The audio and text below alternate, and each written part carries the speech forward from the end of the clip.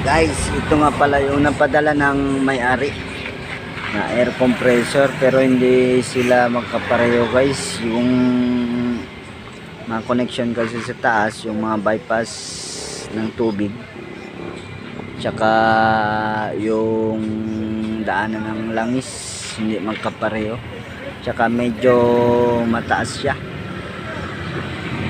kaya hindi sila magkapareho guys. So gusto ko sana i-install guys, pero langanin guys, baka masira, mabasag, mahal pa naman yung pyesa. Mahirap pag-eksperimentoan, hindi kasi ako sanay mag-eksperimento guys, kasi baka mabasag, makabayad tayo wala sa oras. Kaya guys, so ito, mahal pa naman, 35,000 yung halaga nito guys, bilhin na.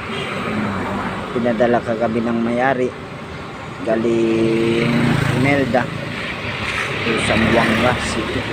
Ito nga pala yung upaw ko na partner, si Dong Richard. Medyo kuha na siya guys, oh. Kailangan ng fertilizer yung buhok.